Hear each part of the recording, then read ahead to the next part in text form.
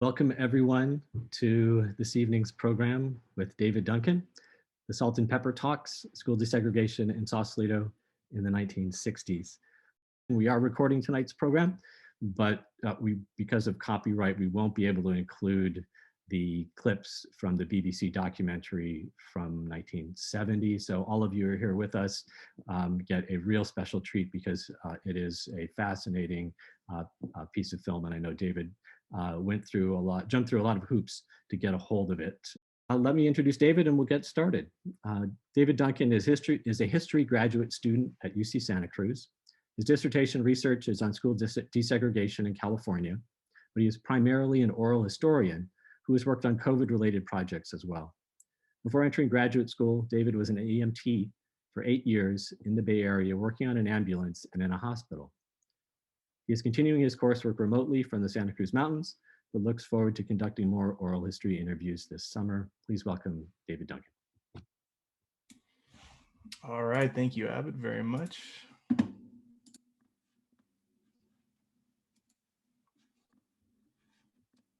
Great, thank you. So first of all, I'd like to thank Abbott again for setting this up and reaching out to me. I'm excited to have friends, family, and colleagues watching tonight. I've been able to present my research at a couple of conferences, but it has always been my goal to have this project more public for those in the community that are interested in this history. Again, my name is David, and I'm a third-year history PhD student at UCSC. What you're going to hear today is from my master's essay and research that I conducted in 2019 and 2020. A version of my paper will be published in a volume of essays called Rights and Lives later this year, if you're interested in reading it. For my PhD, I'm expanding this project to other desegregation efforts around the Bay. My research in Sausalito and the rest of the Bay Area is ongoing. Oh, sorry about that. I started this research because it is a story that I've heard my entire life. My dad was in 4th grade in 1965, the year the desegregation plan was implemented in Sausalito, California. I collected over 30 oral history interviews and numerous original documents about this period. All the images you see in this presentation are from Sausalito. For those of you tuning in that might not know where Sausalito and Marin City are, that's okay. I sometimes find myself having to explain their location to Bay Area natives as well. Sausalito is the small city on the north side of the Golden Gate Bridge where the green marker is. It is a small sliver that is in between the 101 freeway and the bay. Marin City borders Sausalito and is an unincorporated part of Marin County, the 5th wealthiest county in the country. The average income of a Sausalitan is $89,000 a year, while Marin City's is $42,000. Marin City is a diverse community that its residents sometimes call the Bowl because of the crater-like hillsides that surround the area. During my first summer of research in 2019, the Sausalito-Marin City School District received a court order to desegregate its schools, the first in the state of California in 50 years. The school district also made history back in 1965, when it became one of the first districts in the county to desegregate without a court order. I would also like to clarify that I do not use the word integration, because to many, it is something that has actually never been achieved. Integration is a creation of an environment and culture that is truly shared, not just the act of having diverse groups in the same space. This presentation is rooted in oral history interviews, portions of which you will hear today. Oral history is the witnessing of memory and the collaboration and co-creation to preserve story. Each interview creates new testimony, in part by the time the interviewer takes to formulate questions, and by the person recalling their personal history. Memory is fragile and requires specific skills to collect, transcribe, and apply to larger historical arguments. This project would not have been possible without the people who volunteered to be interviewed, lent me rare original sources, and pointed me towards others that were willing to speak to me. This project focuses on the district from 1964 to about 1970. My goal is to highlight the experiences of students who had a first contact scenario with peers of a different race. It is also to argue that in comparison with other civil rights efforts in the South and Northeast, what happened in Marin helps to define the civil rights movement of the West. Many of the pictures you will see are from a book titled Something is Happening, published in 1968. It is a photo essay created to showcase what was believed to be a successful desegregation effort. It is one of my favorite sources, and I always brought it with me when I could do in-person interviews. It captures many candid moments of students interacting in this new environment. However, it does mention, and in this particular case show, some of the violence that occurred during this time as well. I hope that you come away with a deeper understanding of the complexities surrounding a desegregation plan outside of the South. My research begins in 1964, when a few families from Mill Valley sent their children to the all-Black Manzanita School in Marin City a year prior to the desegregation effort. The parents of these children wanted their kids to have a more diverse school experience and pressured the district to allow a transfer. However, the decades leading up to the 1960s and the history of Marin City itself is integral to understanding how desegregation and segregation took place. It took 3 days to plan out Marin City and 6 months of construction until it was officially open to the residents, so the residents could move in. It was built for the sole purpose of housing the shipbuilders during World War II for the Marin shipyards. The housing was developed quickly and cheaply with the intention of being temporary. It was common in other Bay Area shipyards to have segregated housing, but thanks to Millen C. Dempster, once a Socialist Party candidate for California governor, he organized Marin City as a progressive and desegregated community. The California Supreme Court case James v. Marinship, started by a Black Marin City resident, Boilermakers Union member, and Marinship employee, removed auxiliary unions in California, a segregated system for union organization. The demographics of Marin City at this time included a mostly local Californian white population, while many Black families had come from the South, specifically Louisiana. Historically, this is called the Second Great Migration, where roughly 5 million African Americans left the South in search for wartime employment. At the end of Marinship's operation, white families left the temporary housing of Marin City for other Bay Area neighborhoods. Black families found themselves trapped in Marin City by lack of post-war economic employment, redlining, and housing covenants. Where Jim Crow laws segregated housing in the South, white Northerners and Westerners employed a subtler and more convoluted way of segregating neighborhoods through discriminatory real estate practices. There are numerous factors that contributed to Sausalito becoming one of the first districts to voluntarily desegregate. Major societal influences like the Watts riots, repeal of fair housing in California with Prop 14, and the formation of the Black Panther Party in neighboring Oakland during this period helped facilitate the climate of local grassroots activism that pushed for desegregation. White liberal families in the hilltop homes in Sausalito had begun discussing desegregation during intimate dinners and lunches, while Marin City parents sought ways for their children to access an equal education within the district. These two groups came together for the common cause of desegregation, with many thinking that it would be largely successful. In 1965, with joint organizing from Marin City and Sausalito, residents voted a new liberal majority onto the school board, to the surprise of conservatives of Marin. They quickly ordered a 30-day study on the best way to desegregate, deciding to attempt to integrate K through 8 grades all at once. Here you can see the media coverage of the desegregation plan with a relatively small article that explains how it will be implemented. I'm still unclear if Sausalito was aware at the time that it was one of the first to desegregate without a court order. I'm also happy to go back to any of these slides if you'd like to read these further at the end of the presentation. This is the letter sent to parents announcing desegregation. It is framed as a beneficial move that will allow for renovations at the Manzanita School and better academic outcomes through mixed classrooms. It goes on to explain that kindergarten will be at Manzanita, first grade at Bayside, second and third grade will be at Central School, which is now City Hall and the library in Sausalito, and 4th through 8 will be at Richardson Bay, later to be named Martin Luther King Jr. School. What you're about to hear is the heart of my research. I have a small selection of audio clips mixed together that shows the different experiences that people had. These are students from different years, parents, and one teacher from interviews over an hour long. Pay close attention to the emotion in recalling their experience.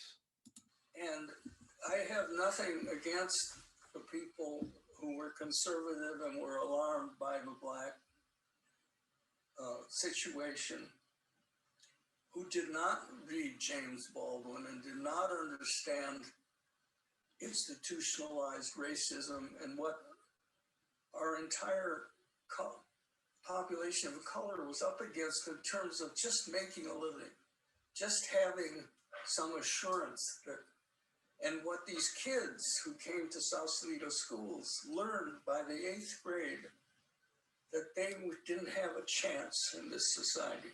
And others, I think it was great for us that they were teaching about, say, African countries. So we studied Liberia, someone else studied Ghana. We all had very affirming assemblies. We all dressed up. We did the textiles. We learned the history, and we learned positive things about different African countries. The Black Panthers came into school from the 2nd through 4th grade. We danced in the noon room. We chanted things, we chanted free Huey, I'm black, I'm proud, say it loud. We did a lot of affirming chants, and it was very positive. And it was just wild, just really chaos. And I remember the Black Panthers that year, and they came in, and they would actually come into the classroom, unannounced, and we would all have to stand up and pump our fists and scream Black Power and Right On and White or Black. And they had a Black Panther breakfast, which white kids were not allowed to go to. We would come on campus and it was just no. For me, it was sort of a mind-opening thing at a mind-opening time. And the background of fear and the lack of, if you take a bunch of kids and you put them in a high-performing academic environment,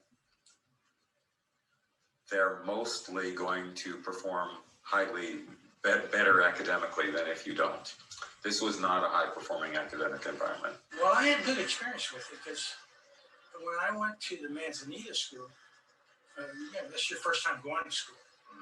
I knew most of the kids that were going there already because the community was so small. We all have some sort of prejudice or some sort of bias. All of us do. And if you say you don't, you're a liar. And I spent all my life trying to get over my bias.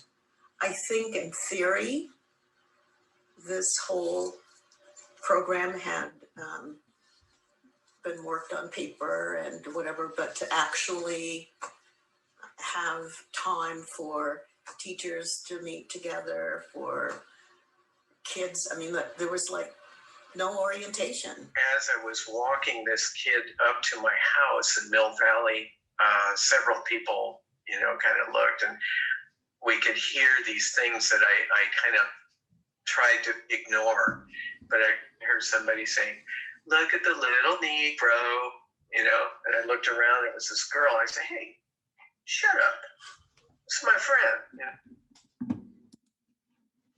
The desegregation experiment in the district culminates with Sidney F. Walton Jr. becoming principal of Richardson Bay School in 1968.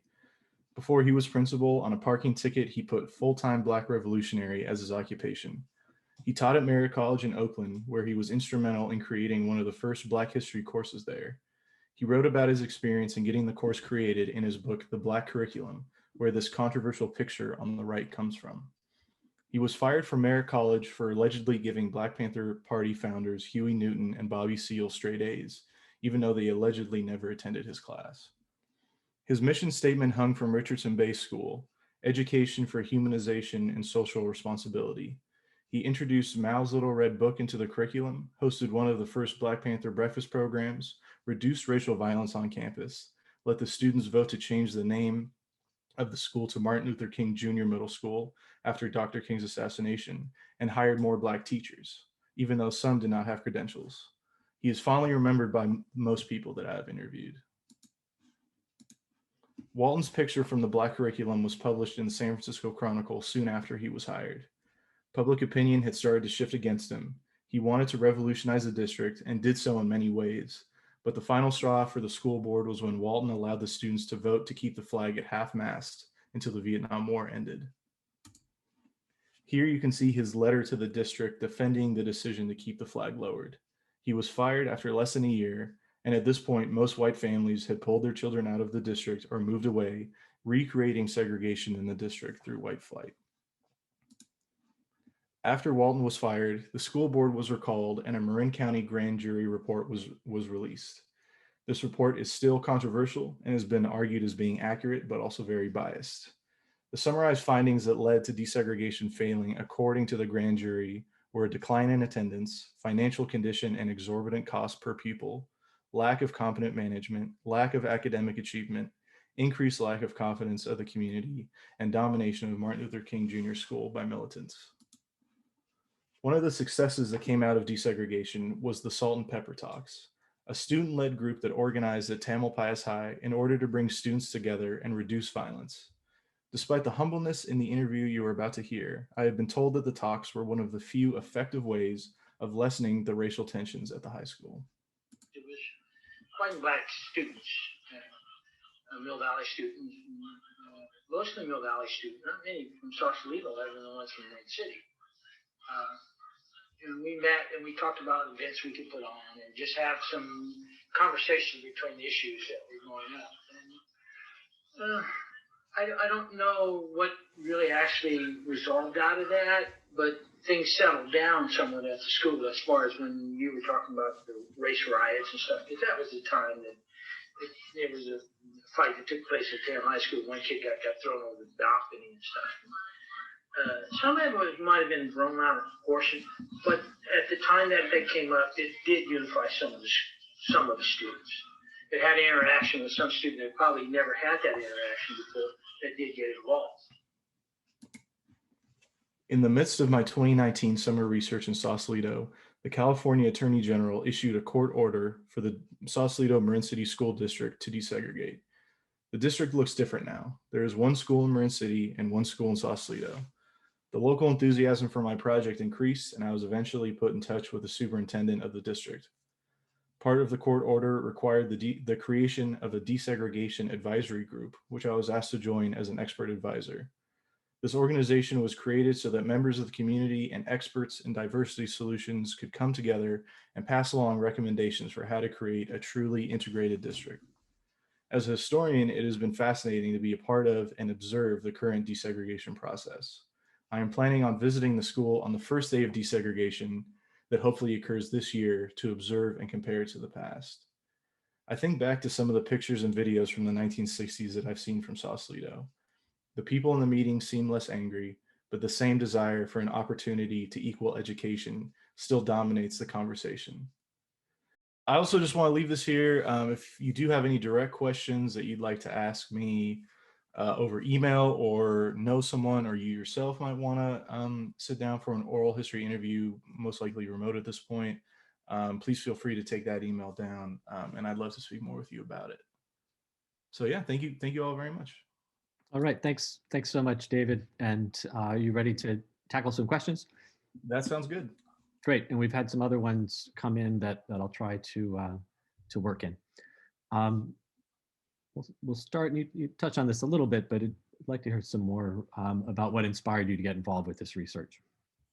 Sure, yeah. I mean, like I said in the beginning, it's a story that I'd heard my entire life through my dad, and something that I'd heard from extended family as well, and just knowing that there was some sort of chaotic school experience, but I didn't really know anything about it. And then I happened to end up in grad school and thought, well, maybe there's some history there that hasn't really been talked about. And that's mostly true. There's a book that was written that doesn't really do a service. It mentions Sausalito in a chapter and doesn't really do service to what occurred, and is more interested in the policy aspect of it. And I think the other thing for me too is that growing up in the Bay Area, working in the Bay Area in the capacity that I did, I've really seen practically all of it.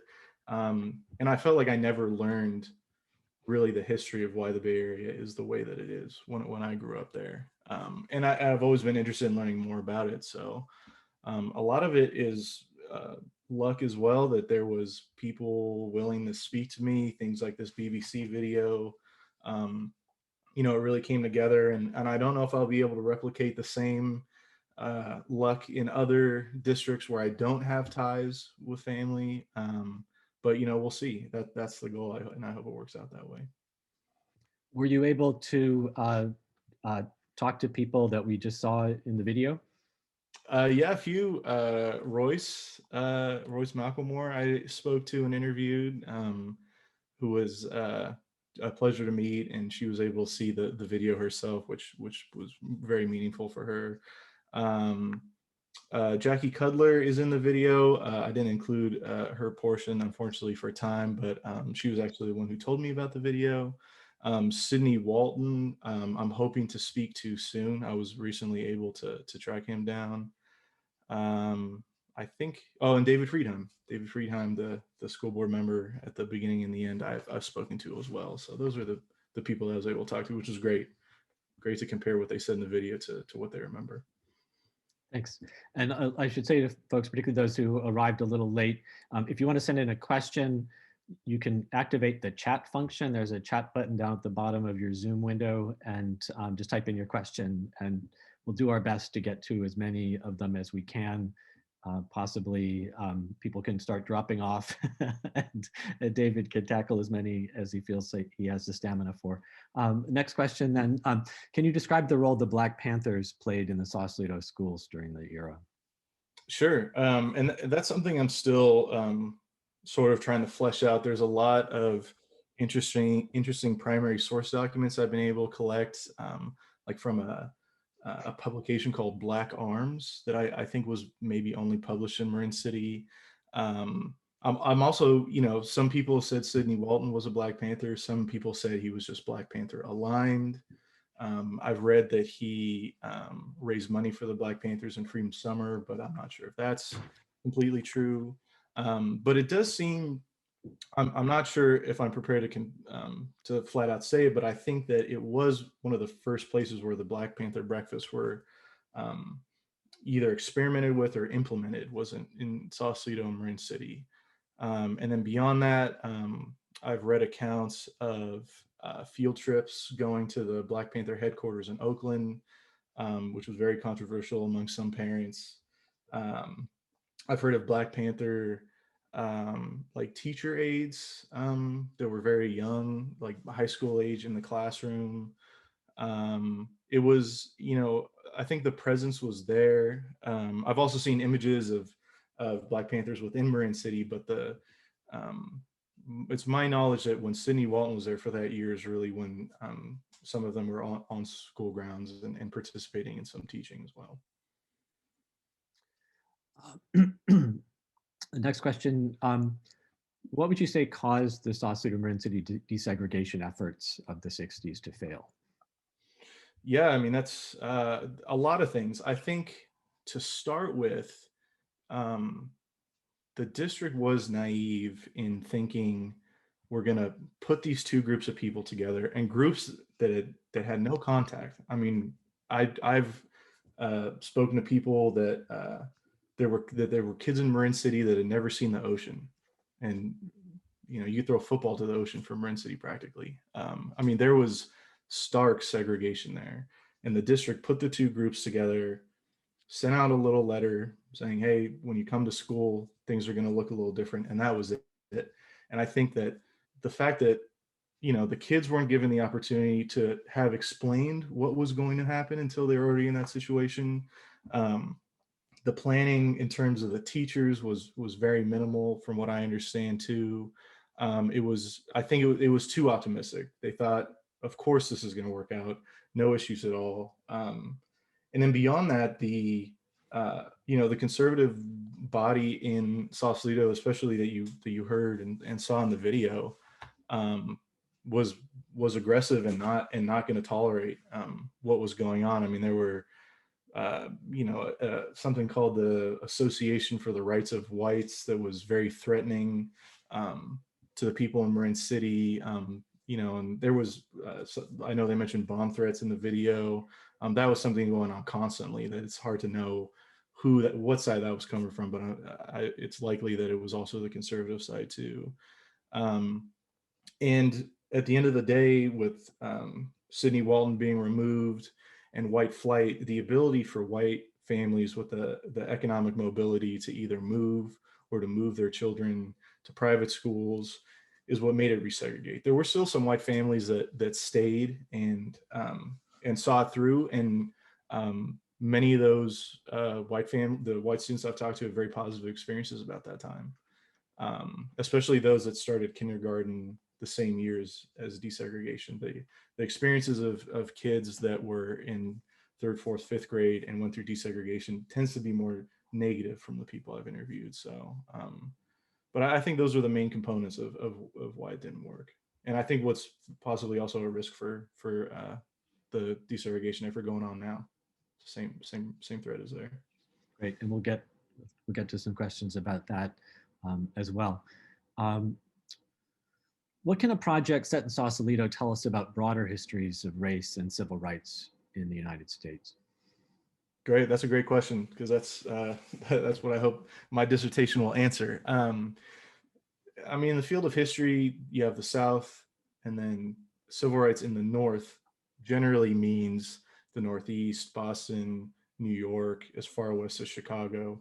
There really isn't a field of civil rights of the West. And I think what happened in Sausalito, the parallels and similarities that happen in other school districts in the Bay Area do represent a different kind of civil rights movement, one that doesn't have Jim Crow, one that is involving a kind of white liberalism that only exists on paper. And when you have the term NIMBY, which I'm sure not in my backyard if you're not familiar with that, people that want liberal policies but don't want to experience it themselves.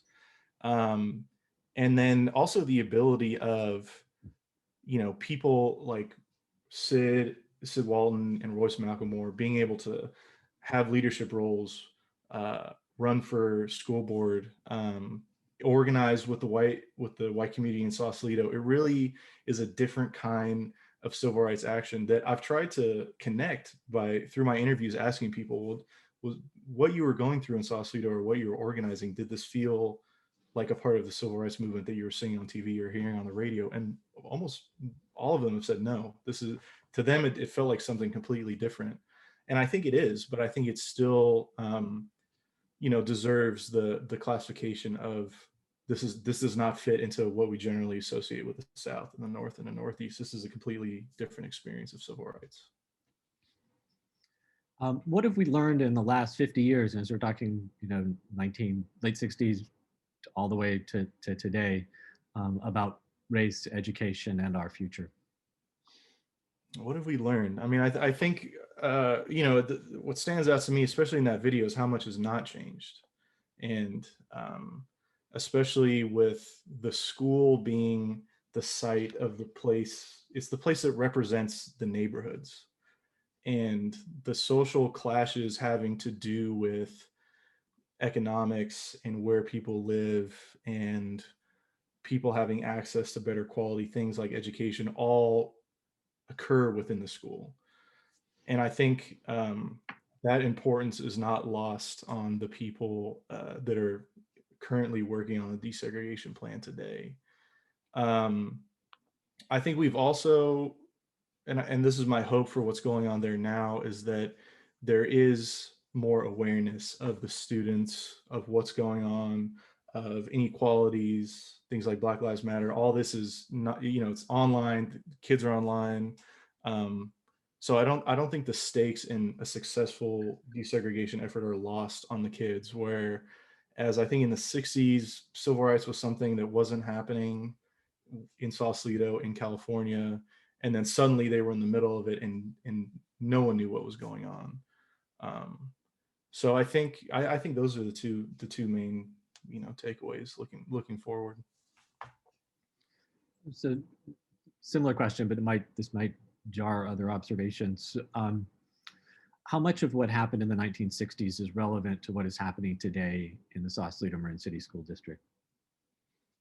I think the most, and I kind of said this before, but I think the most relevant thing is just understanding that it takes more than just putting people of different backgrounds in the same classroom.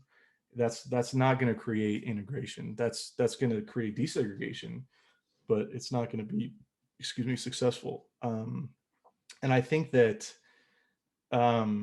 it's also important to remember, like Sheldon, the candle maker, says in the video, who's one of my favorite people in that video, that oftentimes Sausalito, has an identity that says we're liberal, we're progressive, but then like in the 60s and today, there's controversy around something like school desegregation and pushback, that kind of goes against this notion of what it's like in that county. And I didn't grow up in Marin County, but the people that I've talked to are aware of the same idea. So yeah. Similar theme. The Sausalito-Marin City schools are still segregated. Do you think this is a class issue? Yeah, I mean, absolutely. It's a class issue as much as it's a race issue, and how much those are intertwined. And Marin City is still, it's more diverse today, but it's still in terms of annual income and the demographics in comparison to Sausalito or say Mill Valley, it's still very much in the same situation. And the school is now becoming the site of this conflict again, where it's really, I think, asking too much. The school is not going to solve those issues that relate to class, but the capabilities to hopefully create a more equal and an opportunity for kids from different backgrounds to have access to better education. And just like in the 60s, kids from these schools in Sausalito-Marin City are going to go to Tamalpais High, like they did in the 1960s. And a lot of kids at that time really fell off at Tamalpais because kids coming from Mill Valley were entering, going to a school that they had no preparation for. So I hope, what Atoka is planning and the way the school district's being set up, that those kids that do end up going to TAM are going to be set up more for success than they were in the 60s. What are your thoughts on the 2019 order by the California Attorney General, and that was Xavier Becerra, for the Sausalito-Marin City School District to desegregate?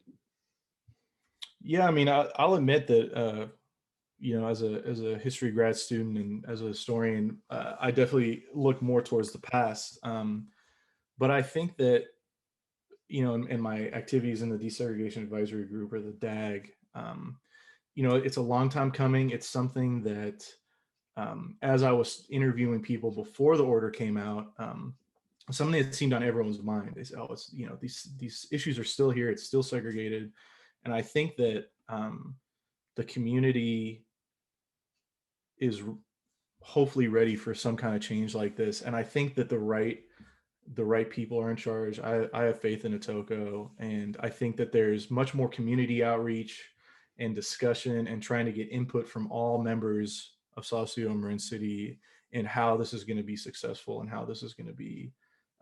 I think what Atoka wants it to be is a very competitive school. So, yeah. Okay.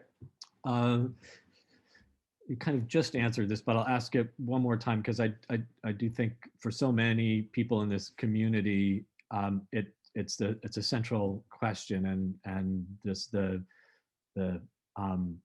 desire to get it right this time. Do you believe desegregation can be done more successfully this time? And if so, what has changed to make this possible?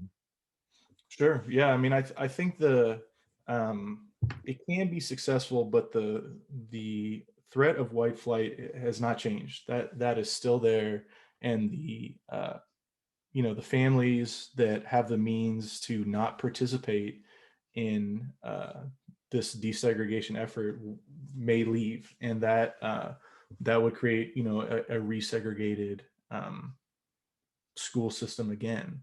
And I think that's why the challenge is to create a new school that is simultaneously competitive, but also levels the playing field and brings everyone up to the same level and same opportunities. So, and I also think, like I said too, with society being at least less segregated than it was in the 60s, and people being more aware of inequalities and just, just a simple fact of African American people in the mainstream, I hope will be a less jarring experience than it was for Sausalito or Marin City kids, where really those kids were the first in one or two generations that had come in contact, whereas their grandparents maybe at Marinship had come together, and then there was no contact in between Marinship and 65. So that's my hope, but it depends.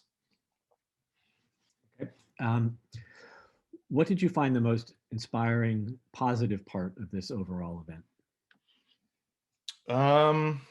Well, I mean, the Salt and Pepper Talks, where the title comes from. I mean, I thought there was also a lesson there that the student-led, student-organized group at TAM had a huge impact on kids that participated in it.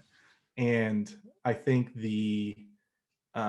it showed, that the parents and the adults in charge were so caught up in the politics, which from 1965 to 1970, I understand would be impossible to ignore what was going on elsewhere. But they were so focused on the politics that they really lost sight of providing the basic priority of providing education for the students. That was completely lost. So I think things like the Salt and Pepper Talks, were very inspiring. And then, Sid Walton, I mean, it's amazing to hear him speak about things that were controversial then, that at least for me growing up in the Bay Area don't seem that controversial now. So I hope that is a sign of progress somewhat as well. And I think the other thing too is just another thing I love about oral history is just for people to be able to talk about this time. It was something that people didn't, I think people hadn't made sense of what happened. People didn't know the whole story. They knew it either as a child or as maybe knew a little bit more as a parent or an administrator or a teacher. But for the kids that lived through it, it was confusing, and there was they didn't know what they had gone through. And I think that, talking about it and hopefully things like this, kind of connect the dots a little bit and what really was behind it and led to it and what occurred.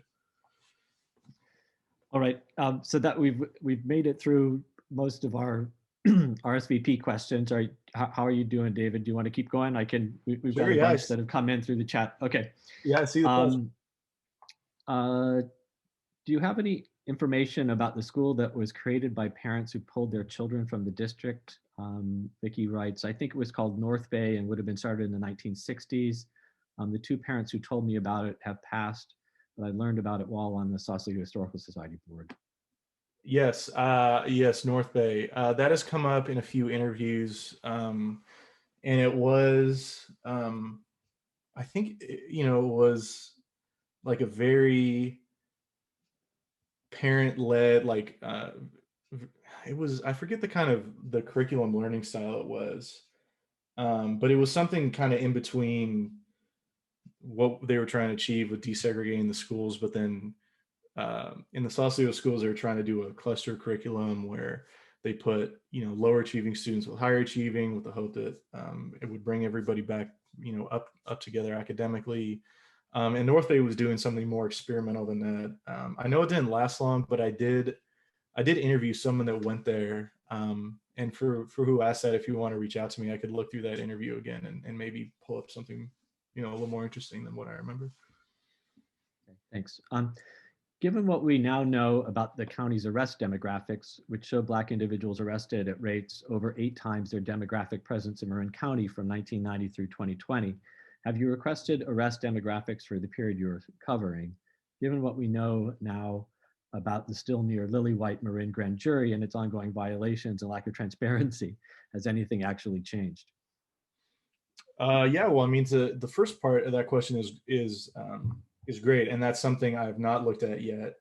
But I do know, there's a part of that BBC clip that I cut out, but it's an African American man saying Sausalito is not safe for the Black man, and that's he doesn't elaborate, but it would be interesting to see how much segregation was actually keeping people in Marin City, or how much there was African Americans going into Sausalito getting arrested at a higher rate, or maybe they were getting, I'm sure, getting arrested at a higher rate within Marin City.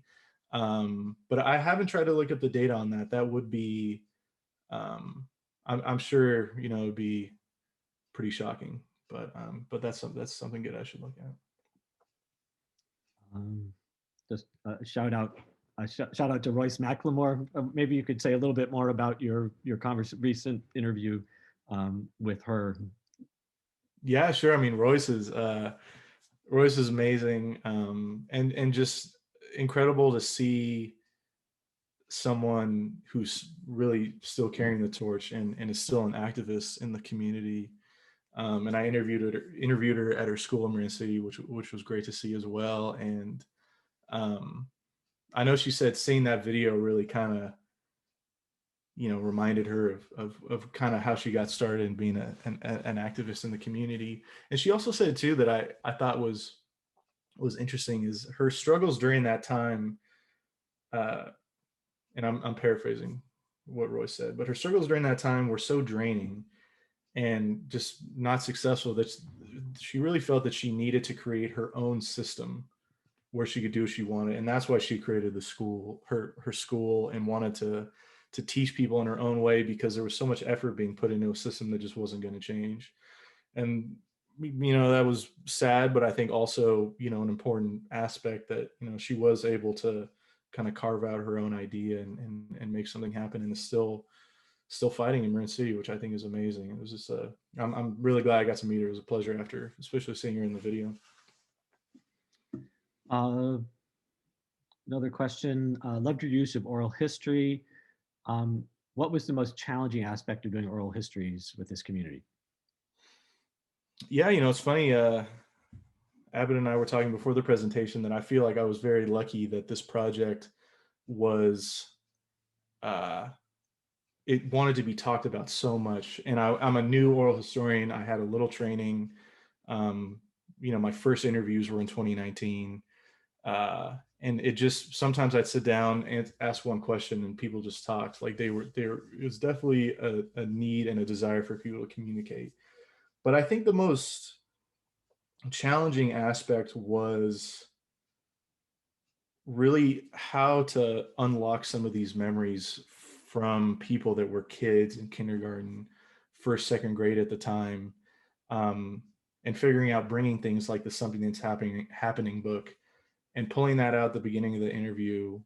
Recording, you know, would have 5-10 minutes of empty space, but it's them flipping through, sometimes naming people in the pictures.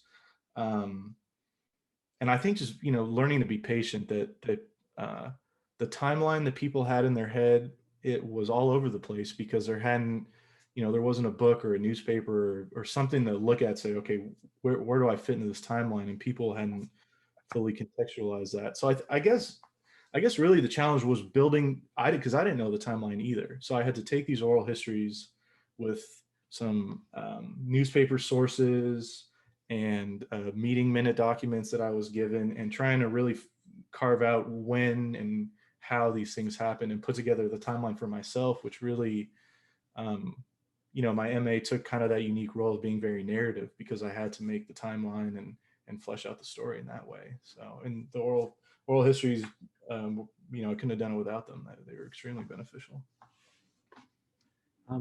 This question from Steve. What years was Sid Walton there? Mr. Thompson was principal when I was there from 1965 to 1969, semicolon, he was pathetic. I believe, yeah, I've heard about Thompson before. I believe Walton was there in 68, and the way the school years work, I think he was there from like September to March, April, maybe May. It was not a complete school year. And then the ensuing, you know, the board recall, and for a long time, Sid was trying to get back into the district. There were talks that he might do a lawsuit or try to start a freedom school. There was a lot of other things in the timeline, but yeah, it's a little difficult to nail down the exact dates, but that's from my understanding. I could be wrong, but that's what I think it was. Okay. Question from Charlene. What were the parallels between 2019's desegregation order especially from the perspective of lifelong activists / advocates like Royce? Yeah, I mean, I think the same issues were being brought up again is how is this happening in Marin County, this wealthy county? We have, schools are separated. There's, the charter schools in Sausalito, imbalanced demographically. The thing that's different is that this did come from the state attorney general. It wasn't a grassroots movement, even though obviously the support is there for it, and also the people that don't support it are there too. So the local components are still at play here, and I think it did bring up a lot of memories for people that were there in the 60s. And I think some of the struggles are still there too. I mean, like I said, the outreach and everything has been great, but it could always be more, and communicating. And then the pandemic obviously is an entirely new wrench in everything.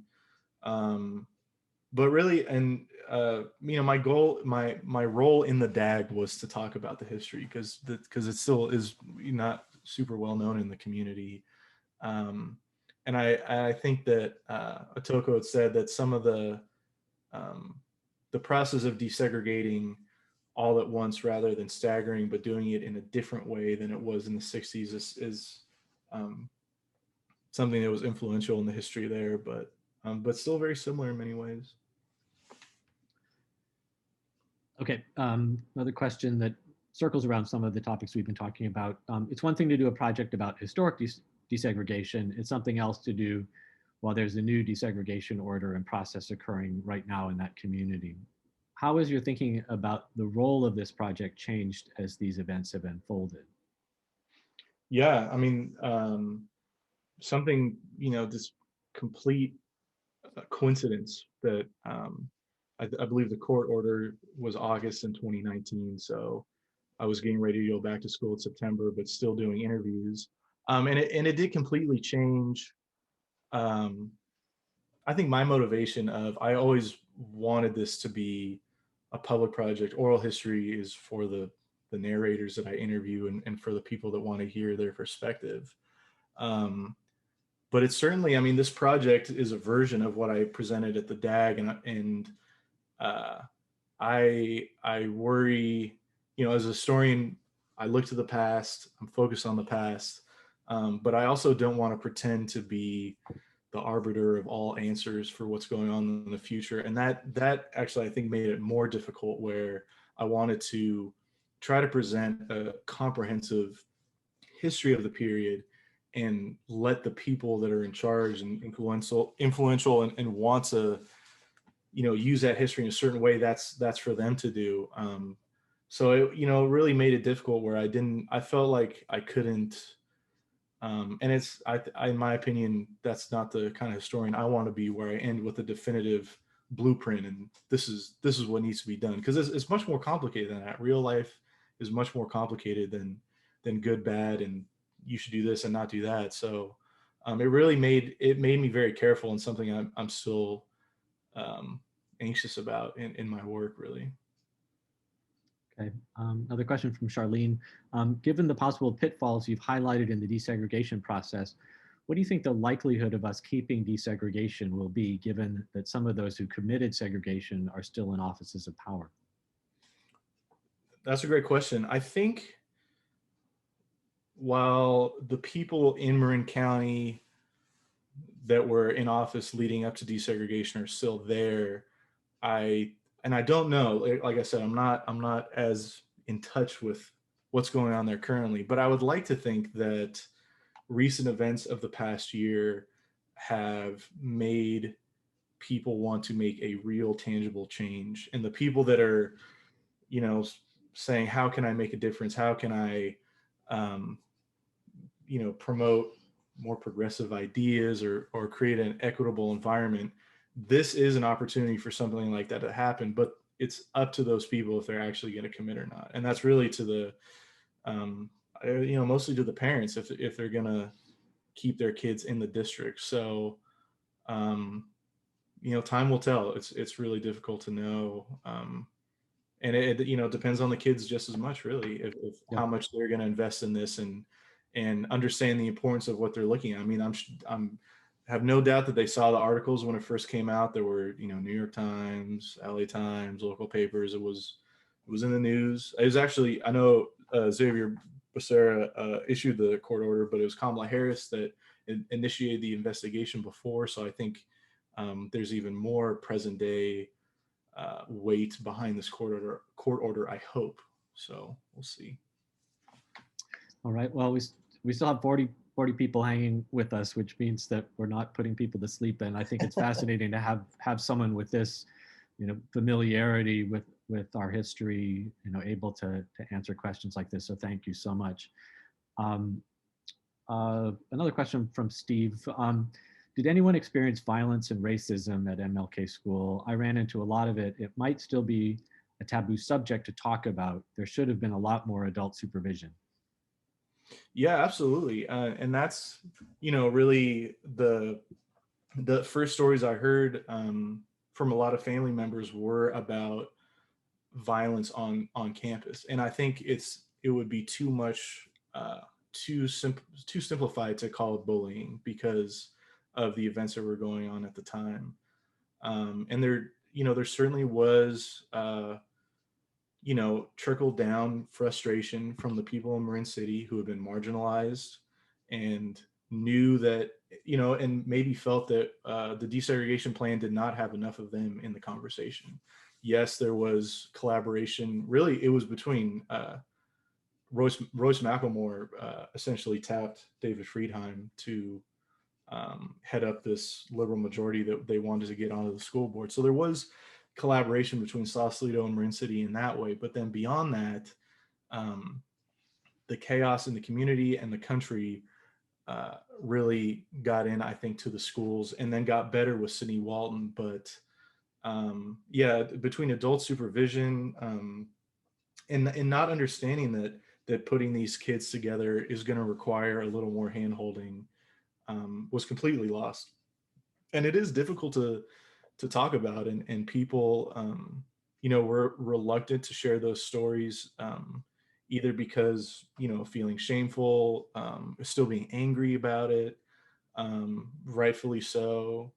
But I think it's something that needs to be discussed with an open mind, because these are kids, and there's like that the person in the oral history interviews, it says, I fought my the prejudice that I had in my mind my entire life, and I'm still fighting it now. I mean, it's not for some people it's out of their control how they conceptualize that experience. But I think the key is to not pretend that it didn't happen, and at least airing it out there and communicating so people can talk about it in an open space, and so it doesn't happen again. That's I think the most important part. This is a good question to kind of locate us geographically. Where were the two schools that were segregated at first? One was clearly in Marin City, but where was the other school? Were they both K through 8? Sure. Yeah. Let me. I often get confused with this myself, but I believe I can get this right.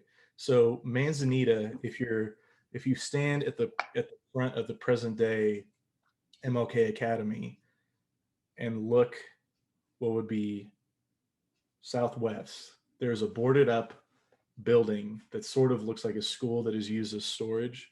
That's Manzanita, and that was almost entirely African American in 1964 and before. And then I believe the old, what would be Richardson Bay, is now a dog park on Bridgeway. Central is City Hall. And yes, I think I got that. I hope that helps, because with all the name changes and things that are there and not there, it is confusing. But. Yeah. Okay. I'll note that you might want to take a couple minutes after we close and read through the chat comments that people have put in, some memories from people about their school experience, Great. or those of their families. Let's see. Was Mill Valley's desegregation more successful? I know the first Black teacher who had awful racist experience, and the comments in the chat indicate that Black students experienced the same. Yeah, I assume you're probably talking about Shirley Hasley, who was one of my I think most powerful interviews, and she had a big portion in my master's paper. I could be wrong, but as far as I understand, Mill Valley was sending students. So they sent 2 students in 1964, and then in 1965, there was a contingent of Mill Valley families that wanted to send their kids to Sausalito for the same reason. They wanted their kid to have a more diverse learning experience and not just go to an all-white school. And Shirley, who I interviewed, was hired on at Mill Valley and then asked to go to Richardson Bay because of the new influx of students. And then she went back to Mill Valley the year after that. But I don't think there was a formal desegregation effort in Mill Valley beyond that. I could be wrong, because I remember clearly Shirley saying in her 30 years of teaching, I think she had 3 African-American students, maybe 4. So I'm not sure if there was ever an impetus for that, except that kids could transfer to Sausalito if they wanted to. Vicki has left us with a good chat comment to end on. She says, racism is a grown-up disease. Let's stop using our kids to spread it. That's a quote from Ruby Bridges. It looks like that she says she has shared recently. Ruby Bridges, who integrated an all-white school. So, well, any last thoughts to leave us with? David, I'll thank you for taking the time to share your research with us, and wish you, and I'm sure all of us on the program wish you all the best with your dissertation and your future career as a professor, or wherever your career takes you. I would love it if we could have you come back as you get further along, and as this as your research evolves. Yeah, any last thoughts before we let you go? Absolutely. Yeah, no, thank you again. And I'd be happy to come back in any capacity, because, the story is still ongoing, and it's going to keep evolving. And my research is certainly not done in Sausalito and the rest of the Bay Area. I just, my final thought would be that I hope this was useful, and I hope there were important takeaways, and that, just thinking back, really, I think the BBC video really shows a lot of the same parallels and frustrations that we're experiencing today. And it may be more frustrating, but maybe also, comforting in a way to see that there were people grappling with these same issues again, and is hopefully inspiring them to finally make more concrete changes today. So, yeah, thank you all. Thank you. And great questions. I really appreciate it. And thanks for moderating, Abbott. It was great. All right. Thanks, everyone. And have a good night.